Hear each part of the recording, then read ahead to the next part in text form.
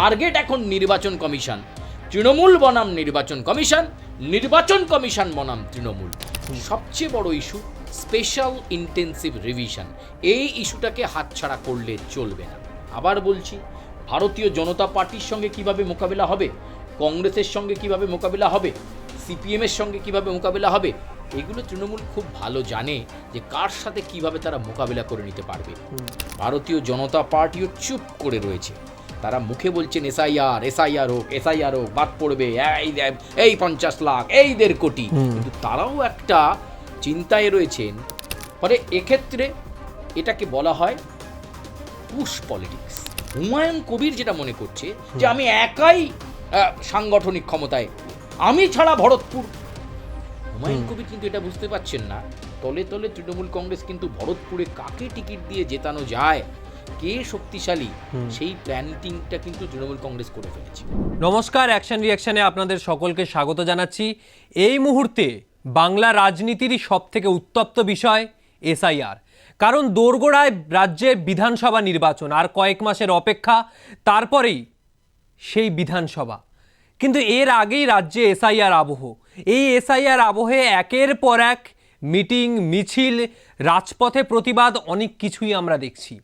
কিন্তু তৃণমূল কংগ্রেসের second in command বা তৃণমূলের সর্বভারতীয় সাধারণ সম্পাদক অভিষেক বন্দ্যোপাধ্যায় মিটিং করলেন।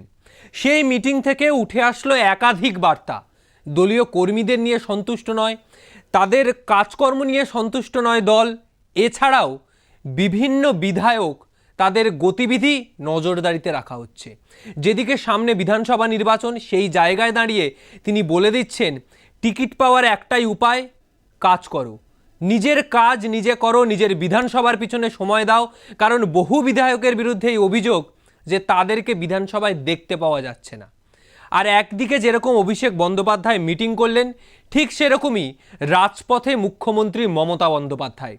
একদিকে জনসভা, তারপরে পদযাত্রা। মতুয়া গড়ে দাঁড়িয়ে কি বার্তা থাকছে মুখ্যমন্ত্রীর, এই নিয়ে আরও বিস্তারিত কথা বলবো। আমাদের সঙ্গে রয়েছেন আমাদের সিনিয়র রিপোর্টার সুচারু মিত্র।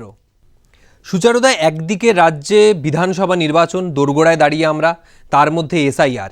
এই আবহে অভিষেক বন্দ্যোপাধ্যায় মিটিং করলেন সোমবার, প্রায় 24,000-এর ওপর কর্মী সমর্থকদের নিয়ে ভার্চুয়াল মিট।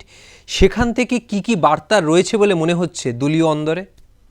দেখো, আমি তোমাকে অনেক আগেই বলেছিলাম যে এসআইআর একটা বড় ইস্যু হতে চলেছে 2026-এর বিধানসভা নির্বাচনে, এবং রাজ্যের শাসক দল তৃণমূল কংগ্রেস একটা কথাই বারবার বলেছিল। তৃণমূল কংগ্রেস কিন্তু এসআইআর প্রক্রিয়া যেমন এগোচ্ছে, আস্তে আস্তে আন্দাজ করতে শুরু করেছে যে কোন কোন ক্ষেত্রে মানুষ বাদ যাচ্ছে, এবং বলা হয়েছিল একটা বৈধ ভোটার বাদ গেলে তৃণমূল কংগ্রেস ছেড়ে ফেলবে না, তারা একদম ছেড়ে দেবে না। দেখো, সেই প্ল্যান, সেই রুটম্যাপ অভিষেক বন্দ্যোপাধ্যায় তৈরি করে ফেললেন। আগামী 2026-এর বিধানসভা নির্বাচনে যত না বিজেপি, কংগ্রেস, বাম শক্তিকে টার্গেট করা হবে, তার থেকেও এখন মূল টার্গেট তিনি বলে দিলেন সব কিছুকে পেছনে রাখো। অন্যান্য রাজনৈতিক শক্তিকে বুঝে নেওয়ার মতো ক্ষমতা তৃণমূল কংগ্রেসের আছে, সাংগঠনিক শক্তি তৃণমূলের শক্ত আছে। এখন যেটা দেখে নেওয়ার সেটা হচ্ছে নির্বাচন কমিশনকে টার্গেট করো। দেখো, তৃণমূলের সর্বভারতীয় সাধারণ সম্পাদক অভিষেক বন্দ্যোপাধ্যায় সেই গাইডলাইনে দিলেন তার ভার্চুয়াল মিটিংয়ে। অসংখ্য তৃণমূলের নেতৃত্ব, সাংগঠনিক পর্যায়ের যারা নেতা, তাদের কাছে যে বার্তা অভিষেক বন্দ্যোপাধ্যায় পৌঁছে দিলেন যে একেবারে নির্বাচন কমিশনকে টার্গেট করতে হবে আমাদের সমস্ত জেলা থেকে। বিভিন্ন জেলা বিভিন্ন ক্ষেত্রে কল নেবে, বিভিন্ন এসআইআর সংক্রান্ত ইস্যু নিয়ে চলো ইলেকশন কমিশন। রাজ্যের মুখ্য নির্বাচনী আধিকারিকের দপ্তরের উপর চাপ পড়বে, সেই চাপ পৌঁছবে দিল্লিতে। আবার সেন্ট্রালি তৃণমূল কংগ্রেস কখনো কখনো চলে যাবে দিল্লিতে ইলেকশন কমিশনের প্রতিনিধি দল আলাদা সেট করে দেওয়া হয়েছে, 10 সদস্যের কমিটি। ফলে এক্ষেত্রে এটাকে বলা হয় পুশ পলিটিক্স। এই পুশ পলিটিক্স কিন্তু এই মুহূর্তে তৃণমূল কংগ্রেস শুরু করে দিল, এবং তারা দেখলো যে এই মুহূর্তে নির্বাচনী ইস্যু পড়ে। সবচেয়ে বড় ইস্যু স্পেশাল ইন্টেন্সিভ রিভিশন। এই ইস্যুটাকে হাতছাড়া করলে চলবে না। আবার বলছি, ভারতীয় জনতা পার্টির সঙ্গে কিভাবে মোকাবিলা হবে, কংগ্রেসের সঙ্গে কিভাবে মোকাবিলা হবে, সিপিএমের সঙ্গে কিভাবে মোকাবিলা হবে, এগুলো তৃণমূল খুব ভালো জানে যে কার সাথে কিভাবে তারা মোকাবিলা করে নিতে পারবে। কিন্তু এই মুহূর্তে ওসব ইস্যুকে সরিয়ে সাংগঠনিক পর্যায়ের নেতাদেরকে বলে দেওয়া হলো যে কমিশনকে নজরে রাখতে হবে। টার্গেট এখন নির্বাচন কমিশন, তৃণমূল বনাম নির্বাচন কমিশন, নির্বাচন কমিশন বনাম তৃণমূল। এই জায়গাটা কিন্তু, এই ক্ষেত্রটা রিক এই মুহূর্তে তৈরি হলো। তার কারণ আমি আবার তোমায় বলছি, খসড়া তালিকা প্রকাশ হলেই একটা ব্যাপক হুলুস্থুলুস এবং গণ্ডগোল পরিস্থিতি তৈরি হবে। আমি নিশ্চিতভাবে বলছি, মমতা বন্দ্যোপাধ্যায় তিনি রাস্তায় নামবেন এবং তার সঙ্গে তৃণমূলের যে সাংগঠনিক স্তরের নেতারা, নিচু স্তরের নেতারা, তারা কিন্তু নেমে পড়বেন। তুমি ভেবো না যে এসআইআরের এই আন্দোলন শুধুমাত্র কলকাতা কেন্দ্রিক থাকবে। রাজ্যের কোনায় কোনায়, ব্লক স্তরে, জেলায় জেলায় তৃণমূল কংগ্রেস কিন্তু একটা কড়া আন্দোলন করবে। তুমি ভেবো না যে নির্বাচন কমিশনও বা জ্ঞানেশ কুমার সেটা বুঝতে পারছে না। বিহারে এসআইআর অন্যরকম, বাংলায় এই এসআইআর পরীক্ষা চলছে কমিশনের কাছে, এটা একটা কঠিন পরীক্ষা। এমনি কমিশনের টিম এ রাজ্যের মুখ্য নির্বাচনী আধিকারিককে বলে যায়নি যে এসআইআরে একটা ভুল হলে সেই দায়িত্ব তোমাকে নিতে হবে এবং তোমার বিরুদ্ধে কড়া ব্যবস্থা নেওয়া হবে। ফলে বুঝতে পারছো সিইও, রাজ্যের মুখ্য নির্বাচনী আধিকারিক, তিনি কোন জায়গায় বসে রয়েছেন। একদিকে শাসক দল তৃণমূল কংগ্রেসের চাপ, একদিকে কমিশন, জ্ঞানেশ কুমার কমিশনার, রাজ্যের মুখ্য নির্বাচনী আধিকারিককে তিনি চাপ দিচ্ছেন, জাতীয় নির্বাচন কমিশনার।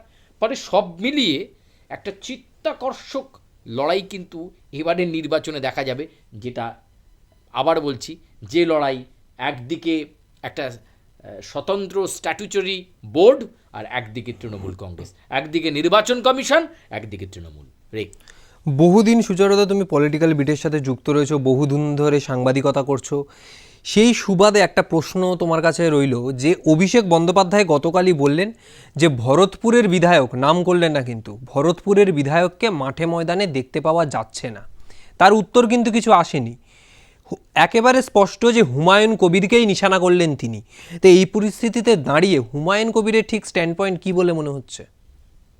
না দেখো, হুমায়ুন কবির এক এক সময় এক এক কথা বলে হাওয়া গরম করেছেন। তোমাকে এটা বুঝতে হবে, তৃণমূল কংগ্রেসে না এখন এত অপশনস, এত বিকল্প রয়েছে, এটা কোনো ব্যাপার নয়। একজনকে টিকিট না দেওয়া অভিষেক বন্দ্যোপাধ্যায় বা তৃণমূল কংগ্রেসের কাছে কোনো ব্যাপার নয়। রাজনৈতিক পরিসংখ্যান বা বিশ্লেষণ যারা ভালোবাসেন তাদের জন্য বলি, তোমার নিশ্চয়ই মনে থাকবে 2021-এর বিধানসভা নির্বাচন। 2021-এর বিধানসভা নির্বাচনে টালিগঞ্জ মোড়ে, নির্বাচনের অনেকটা আগে, আমরা দেখেছিলাম তৎকালীন তৃণমূলের বিধায়ক, তৎকালীন মন্ত্রী রাজীব ব্যানার্জি, তিনি অভিষেক বন্দ্যোপাধ্যায়ের বিরুদ্ধে স্লোগান তুলেছিলেন। আবার বিধানসভায় মমতা বন্দ্যোপাধ্যায়ের ছবি নিয়ে তিনি ঢুকে তিনি বলেছিলেন যে তিনি আর তৃণমূল কংগ্রেসে থাকবেন না। তৃণমূলের যে নতুন প্রজন্মের স্ট্র্যাটেজির সঙ্গে নিজেকে মানিয়ে নিতে পারছেন না, তার নেত্রী মমতা বন্দ্যোপাধ্যায় মানিয়ে নিতে পারছেন না, তিনি চলে এলেন, চার্টার্ড ফ্লাইটে চলে গেলেন, ভারতীয় জনতা পার্টিতে জয়েন করলেন তো ডোমজুর থেকে তিনি প্রতিদ্বন্দ্বিতা করলেন তার বিধানসভা কেন্দ্র। দেখো, তৃণমূল কংগ্রেস সেখানে বিকল্প প্ল্যান তৈরি করে ফেললো। রাজীব বন্দ্যোপাধ্যায় গেল, আরেক রাজীব সেখানে চলে এলো, নাম তার কল্যাণ ঘোষ। গোহারান হারিয়ে দিলেন রাজীব বন্দ্যোপাধ্যায়কে। ভারতীয় জনতা পার্টিতে তার যে যাওয়া ভুল হয়েছিল, পরবর্তীকালে আবার সেই পথে ফিরে এলেন এবং তাকে ফেরালেন অভিষেক বন্দ্যোপাধ্যায়। আমি তোমাকে আগেই বলেছি যে একটা বর্ণময় চরিত্র কিন্তু অভিষেক বন্দ্যোপাধ্যায়। জাতীয় রাজনীতিতে তাকে নিয়ে এখন আলোচনা শুরু হয়ে গেছে, তার স্ট্র্যাটেজি নিয়ে আলোচনা শুরু হয়ে গেছে। আমরা অতীতে অনেক প্রশান্ত কিশোর দেখেছি, তাদেরকে ছাপিয়ে যাবেন অভিষেক বন্দ্যোপাধ্যায়। অভিষেক বন্দ্যোপাধ্যায় বুঝলেন যে রাজীব বন্দ্যোপাধ্যায়েরও ডোমজুর এবং ওই সংলগ্ন অঞ্চলে তার একটা বেস আছে। ভুল হয়েছিল, মানুষ মাত্রই ভুল হয়। তিনি পারতেন যে তার বিরুদ্ধে যিনি বিষোদ্গার করেছিলেন তাকে না ফেরাতে, কিন্তু সেই কাজটা তিনি করলেন না। এই মুহূর্তে রাজীব বন্দ্যোপাধ্যায় বিধায়ক না হলেও তাকে হাওড়া জেলার একটা গুরুত্বপূর্ণ জেলা পরিষদের মেন্টার হিসেবে নিযুক্ত করেছেন। কে করেছেন? অভিষেক বন্দ্যোপাধ্যায় করেছেন। তাহলে তোমাকে এই জিনিসটা মাথায় রাখতে হবে। হুমায়ুন কবির যেটা মনে করছে যে আমি একাই সাংগঠনিক ক্ষমতায়, আমি ছাড়া ভরতপুর, হুমায়ুন কবির কিন্তু এটা বুঝতে পারছেন না, তলে তলে তৃণমূল কংগ্রেস কিন্তু ভরতপুরে কাকে টিকিট দিয়ে জেতানো যায়, কে শক্তিশালী, সেই প্ল্যানিংটা কিন্তু তৃণমূল কংগ্রেস করে ফেলেছে। অভিষেক বন্দ্যোপাধ্যায় এখন নিশ্চুপ হিসাবে দেখছেন যে আর কতটা বাড়তে পারেন ভরতপুরের এই বিধায়ক। একাধিক সময় তিনি দলবিরোধী মন্তব্য করেছেন, অমুক নেতা তমুক নেতার সম্পর্কে মন্তব্য করেছেন। হ্যাঁ, তিনি অভিষেক বন্দ্যোপাধ্যায়ের পক্ষে নিয়ে বলেছেন। এক্ষেত্রে তুমি বলতে পারো যে হুমায়ুন কবির অনেক ক্ষেত্রেই বলেছেন আগামীর মুখ্যমন্ত্রী অভিষেককে করা হোক না কর, কিন্তু দল কি তাকে কিছু বলে দিয়েছে? না। তিনি দলের কোনো বড় স্পোক্স পার্সনও নয়, একজন বিধায়ক মাত্র। ফলে এক্ষেত্রে হুমায়ুন কবিরের মুভমেন্টের ওপর আমি আগেও বলেছিলাম নজর থাকবে। অভিষেক বন্দ্যোপাধ্যায় সেটাই এখানে রিভিল করে দিলেন যে ভরতপুরের বিধায়ককে মাঠে দেখা যাচ্ছে না। মাঠে ঘাটে দেখা যাচ্ছে না মানে একজন নির্বাচিত জনপ্রতিনিধি মানে তিনি জনসংযোগ থেকে বিচ্ছিন্ন হয়ে যাচ্ছেন। হতে পারে এটা একটা ফিলার দিলেন অভিষেক বন্দ্যোপাধ্যায় ভরতপুরের বিধায়ককে, যে কথা কম বলো, কাজে মন দাও, এখনো সময় আছে। মাঠে ঘাটে দেখা যাচ্ছে না বলেছি, নিজেকে প্রুভ করো যে তুমি সত্যি ভরতপুরের ভূমিপুত্র, নিজেকে প্রুভ করো যাতে ওই ভরতপুর বা মুর্শিদাবাদ বা বহরমপুর অঞ্চলের অন্যান্য যারা সাংগঠনিক নেতা রয়েছেন তারা অভিষেক বন্দ্যোপাধ্যায়কে এসে বলেন হুমায়ুন কবিরকেই টিকিট দেওয়া হোক। কিন্তু এখন যে জায়গাটা হুমায়ুন কবির তৈরি করে ফেলছেন, তিনি বারবার মনে করছেন আমি দেখব অন্য কাউকে টিকিট দিলে কি করে তৃণমূল জেতায়, আমি দেখব ভরতপুরে অমুক, অন্য দলের রাজনৈতিক নেতৃত্ব বা বিরোধী রাজনৈতিক দলের নেতৃত্বকেও তিনি চ্যালেঞ্জ ছুঁড়ে দিচ্ছেন। এইটা না ওভার কনফিডেন্স দেখাচ্ছেন হুমায়ুন কবির। দেখো, মানুষ কাকে রাজনীতির অঙ্কে ছুঁড়ে ফেলে দেবে কাউকে তুমি বলতে পারো না। আমি আর একজন নেতার কথা বলি, অধীর চৌধুরী। কমবার তিনি সাংসদ হননি। কেউ কি ভেবেছিল যে সম্প্রতি লোকসভা নির্বাচনে গোহারান হারবেন অধীর চৌধুরী? পরাজিত হলেন তিনি। ফলে একদিকে মানুষ পরীক্ষা করে, আর অন্যদিকে দলীয় ভাবমূর্তিতে না খুব গুরুত্বপূর্ণ বিষয়। ফলে অভিষেক বন্দ্যোপাধ্যায় কোথাও না কোথাও ভরতপুরের বিধায়ককে এই মেসেজ দিয়ে দিলেন যে তোমাকে মাঠে ঘাটে দেখা যাচ্ছে না, তুমি মাঠে এসো, মানুষের সঙ্গে মেশো, তারপরে দেখো কি হয়। অর্থাৎ এখনও তার একটা ফিলার বা একটা সফট কর্নার রয়েছে হুমায়ুন কবিরের প্রতি, ছুঁড়ে ফেলার কথা বলছে না। কিন্তু তুমি যদি বারবার দল বিরোধী কাজ করো, তুমি যদি বলতে থাকো দল এই আসনে আমি এখানে, সেটা তো হয় না। দেখো, সেই রাজীব ব্যানার্জিকে ফিরে আসতে হলো তৃণমূল কংগ্রেসে। এখন সেই ডোমজুটটায় বিধায়ক কল্যাণ ঘোষ। কোথাও কি রাজীব ব্যানার্জির আফসোস হয় না যে আমার নিজস্ব তৈরি করে আমার জায়গাটা নষ্ট হয়ে গেল? যতই তাকে মেন্টার করা হোক, এক্ষেত্রে ভরতপুরের বিধায়কেরও ভাবা উচিত যে সংগঠনের ঊর্ধ্বে, দলের ঊর্ধ্বে কেউ নয়, আমি দলের সৈনিক। তিনি নিজেও অনেকবার বলেছেন যে আমি দলের সৈনিক। এখনও সময় আছে সেই সৈনিক হিসেবেই ভরতপুরে তার যে জনসংযোগের কাজ সেটা লাগাতার করে যাওয়া। একদমই। এই পরিস্থিতিতেই একটা কথা, যে ব্যক্তি স্বার্থ থেকে দলীয় স্বার্থ বড় হতে হবে, এই কথাই কিন্তু গতকাল অভিষেক বন্দ্যোপাধ্যায় বলেছেন। আর এই আবহেই ভরতপুরের বিধায়কের যেরকম কথা বললাম, ঠিক সেরকমই অভিষেক বন্দ্যোপাধ্যায় বললেন যে আগামী সময় কে টিকিট পাবে, কে দল থেকে নির্বাচিত হবে, সেটা তার পারফরমেন্স বিচার করবে, এই কথাও তিনি বললেন। এর পাশাপাশি আমরা দেখলাম যে সন্ধেবেলায় ইলেকশন কমিশন সাংবাদিক সম্মেলন করলো। সেখানে বলল কোনো বুথে 1300-র বেশি ভোটার হলে বিএলওর সংখ্যা বাড়ানো হবে। তাহলে ধরো কোনো বুথে যদি 1400 ভোটার, সেখানে 2টো বিএলও, আমি ভাবলাম যে 2জন বিএলও কাজ করছে, তাহলে যে বুথে 1200 ভোটার সেই বুথে একটা বিএলও, তাহলে তো এগুলো বিএলওদের সঙ্গেও কি জাস্টিস হচ্ছে? না, অনেক ক্ষেত্রেই বিএলওরা তো একটা খুব খারাপ পরিস্থিতির মধ্যে পড়ছেন, এবং এত চাপ, তারা নিজেদের কাজ সামলাবেন নাকে বাড়ি বাড়ি গিয়ে ফর্ম দেবেন, ফর্ম জমা নেবেন, সেটাকে আবার পোর্টালে আপলোড করবেন, একটা কঠিন পরিস্থিতির মধ্য দিয়ে যেতে হচ্ছে। একটা বুথে 1200, এটা অনেক দিন ধরেই। ফলে এই চাপটা তাদের সামলানো, এবং সেটাকে বাড়িয়ে দেওয়া হচ্ছে আরো সংখ্যা, 1300-1400 বলছো তুমি। ফলে এক্ষেত্রে একটা সীমাহীন চাপের সম্মুখীন হচ্ছেন বিএলওরা, যার জন্য অনেক বিএলও আত্মহননের পথ বেছে নিচ্ছেন, অনেকে ডিউটি করতে চাইছেন না। তুমি যদি একটা ফিজিক্যাল ভেরিফিকেশন দেখো, একটা বিএলওর কাছে 1400 বুথ, মানে একটা বাড়িতে সে যদি ফর্ম দিয়ে 5 থেকে 10 মিনিট ফর্মটাকে চেক করে সবটা কতক্ষণ করে সময় লাগছে? তাহলে এই সময় পর্যায়ের মধ্যে তিনি কাজটা যথাসময়ে শেষ করবেন কি করে? যদিও অনেক বিএলও কাজ করছেন একেবারে দ্রোণাচার্যের মতো, কমিশন তাদেরকে সম্মান দিচ্ছে, নির্ধারিত সময়ের আগেই কাজ শেষ করে ফেললেন, কিন্তু আবার বলছি, বাংলার একটা অংশের মানুষের কিন্তু সন্দেহ হচ্ছে কাজটা কি সঠিক এবং নির্ভুল হচ্ছে। তাড়াহুড়ো করতে গিয়ে কমিশন, নির্বাচন কমিশন রিওয়ার্ড দেবে যে অমুক দাস, অমুক মণ্ডল, অমুক বিএলও বিরাট বড় কাজ করেছেন, 4টা ডিসেম্বর ছিল, তার আগেই আমি কাজ শেষ করে ফেলেছি। এমনটা নয় তো। ওই আমরা অতীতে যেমন করতাম, পাতা ভরিয়ে লিখেছি, তারপর যখন রেজাল্ট বেরোলো আমি 30 পেরোতে পারছি না। তার মানে কি, যে প্রশ্নটা উত্তর চাওয়া হয়েছে আমি সেটা না লিখে অন্য জিনিস লিখে দিয়ে এসেছি, পাতা বড়িয়েছি। এক্ষেত্রে বিএলওরা কতটা সুনিশ্চিত, নির্ভুল, সঠিক এসআইআর করতে পারলেন তার প্রমাণ পাওয়া যাবে 4 ডিসেম্বর। আমি আবার তোমায় বলছি, বাংলার রাজনৈতিক মানচিত্রে ডিসেম্বরের 4 তারিখের পর থেকে তুমি কিন্তু একটা ঘোরেল পরিস্থিতি দেখতে পাবে। সেটা শুধু তৃণমূল কংগ্রেসে নয়, ভারতীয় জনতা পার্টিও চুপ করে রয়েছে। তারা মুখে বলছেন এসআইআর, এসআইআর হোক, এসআইআর হোক, বাদ পড়বে এই 50 লাখ, এই 1.5 কোটি, কিন্তু তারাও একটা চিন্তায় রয়েছেন কারা বাদ পড়লেন। খুব যে গুরুত্বপূর্ণ এই সম্প্রদায়টাকে বিষয়। স্পেসিফাই করে দিচ্ছে বিজেপি, সেই সম্প্রদায়ের মানুষ বাদ না পড়ে বিজেপির ভোট ব্যাংক যারা, সেই সম্প্রদায়ের মানুষ যদি বাদ পড়েন তখন কি করবে বিজেপি? ফলে আমি তোমাকে নিশ্চিতভাবে বলছি, ডিসেম্বরের 4 তারিখের পর যখন খসড়া তালিকা প্রকাশ হবে, তারপরে তুমি দেখতে পাবে যে বাংলায় এসআইআর আন্দোলন কোন পথে যায়। ইস্যু শেষ হয়নি, ইস্যু স্টিল গোয়িং অন। একদমই, ইস্যু এখনো পর্যন্ত শেষ হয়নি। ডিসেম্বর থেকে এক অন্য রাজনীতি আমরা দেখতে পাবো। কিন্তু এই পরিস্থিতিতেই মুখ্যমন্ত্রী দৌড়ে গেলেন মতুয়াগড়ে। প্রথমে ঠাকুরনগর, বনগাঁ, একাধিক কর্মসূচি, প্রথমে জনসভা, তারপরে রোড শো। চ্যালেঞ্জ ছুড়ে দিলেন কার্যত নির্বাচন কমিশন এবং বিজেপিকে যে আমাকে রোখা যাবে না, কোনো বৈধ ভোটারের নাম বাদ দেওয়া যাবে না, মতুয়াদের তাদের যে অধিকার সেই অধিকার থেকে বঞ্চিত করা যাবে না, এই বার্তাও তিনি দিলেন আজকে।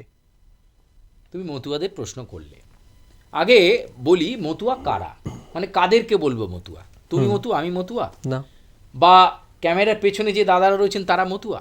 আগে জানতে হবে মতুয়া কারা। মতুয়া হলো তারাই যারা হরিচাঁদ গুরুচাঁদ ঠাকুরের বংশধর বা তারা তাদের বাহক। এবং এই মতুয়া গড় কিন্তু গড়ে উঠেছে আমাদের পশ্চিমবঙ্গের সীমান্তবর্তী অঞ্চলে। কারণ কি কারণ? তার কারণ বাংলাদেশে নিপীড়িত হিন্দুরা, যার মধ্যে মতুয়াদের একটা বড় অংশ রয়েছে, যাদেরকে আমরা বলি উদ্বাস্তু, যারা তাদের প্রাণ যান বাঁচানোর জন্য এই সীমান্তবর্তী অঞ্চলগুলোতেই অনেক আগে 64 সাল, 65 সাল, 70 সাল এই সময় পর্যায়ে তারা তাদের বাসস্থান গড়ে তুলেছিলেন। সেই উদ্বাস্তু কলোনিটাই মতুয়াগড়। তুমি যদি গুরুচাঁদ ঠাকুরের পুরনো মন্দির কোথায় যদি বলো, সেটা যেমন ঠাকুরনগরে বনগাঁয়ে রয়েছে, বাংলাদেশে কিন্তু অনেক বড় আকারে রয়েছে।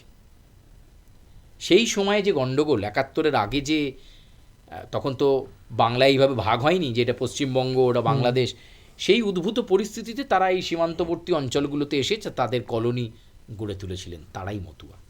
এই মতুয়ারা বছরের পর বছর প্রতিশ্রুতি পেয়েছেন, আবার ঠকেওছেন। বিভিন্ন রাজনৈতিক শক্তি তাদেরকে ঠকিয়ে গেছে। সংশোধিত নাগরিকত্ব আইন তাদের মনে ধোঁয়াশা তৈরি করেছে। মতুয়াগড়ে তারা চিন্তায় রয়েছেন যে তারা ভোটার তালিকায় থাকবেন তো, কেন থাকবেন না? এই নির্ভরটাই মমতা বন্দ্যোপাধ্যায় দিচ্ছেন। আমি তোমাকে আগেই বলেছিলাম যে মতুয়াগড়ের মানুষজন কিন্তু একত্রিত, তাদেরও কিন্তু ভোট ব্যাংকটা যথেষ্ট গুরুত্বপূর্ণ। ঠাকুরনগর অত্যন্ত গুরুত্বপূর্ণ, যদিও সেখানে বর্তমান সময়ে ভারতীয় জনতা পার্টির শক্ত ঘাঁটি, কিন্তু একটা সময় তুমি দেখো মমতাবালা ঠাকুর বা তার ঠাকুর পরিবারের অন্যান্য সদস্যরা তৃণমূলের হাতে ছিল কিন্তু বিষয়টা একটা সময়। যে কোনো কারণেই হোক, ইস্যুভিত্তিক কোনো কারণেই হোক, মতুয়ারা ভারতীয় জনতা পার্টিকে বিশ্বাস করেছে। কিন্তু এই মুহূর্তে যে পরিস্থিতি দাঁড়িয়ে রয়েছে, এমনি এমনি রাজ্যের মুখ্যমন্ত্রী বা তৃণমূল সুপ্রিমো মমতা বন্দ্যোপাধ্যায় মতুয়াগড়কে গুরুত্ব দিচ্ছেন না। এই কারণেই গুরুত্ব দিচ্ছেন কারণ ওই উদ্বাস্তু সম্প্রদায়ের মানুষজন তারা ভয়ে রয়েছেন, তারা আতঙ্কে রয়েছেন যে আমাদের কি হবে, কিভাবে পরিস্থিতির পরিবর্তন ঘটবে। এটা সবচেয়ে গুরুত্বপূর্ণ। একদমই। মতুয়াগড়ে আমরা দেখেছি এর আগেও তৃণমূল থেকে একজন এমপি রাজ্যসভার মমতাবালা ঠাকুর এবং তারই কন্যা মধুপর্ণা ঠাকুর গত উপনির্বাচনে এমএলএ নির্বাচিত হলেন, বিধায়ক, অর্থাৎ সব থেকে কম বয়সী বিধায়ক তৃণমূলের। আর এই পরিস্থিতিতে একদিকে যেরকম মতুয়াগড়, ঠিক সেরকমই এসআইআর নিয়ে কিন্তু ডিসেম্বর মাস থেকে রাজনীতির অন্য রূপ আমরা দেখতে পাবো। আরও বিভিন্ন আপডেট, এসআইআরের প্রতি মুহূর্তের আপডেট অ্যাকশন রিয়াকশানে তুলে ধরবো আপনাদের সামনে। আজকের এই ভিডিওটি যদি ভালো লাগে অবশ্যই লাইক করবেন, সাবস্ক্রাইব করবেন চ্যানেলটা এবং কমেন্ট বক্সে আপনার মন্তব্য জানাবেন। আর কোন বিষয়ে এসআইআর সংক্রান্ত আর কি বিষয়, রাজনৈতিক বিষয়ে আর কি আপডেট আপনারা জানতে চান অবশ্যই কমেন্ট করে জানাবেন।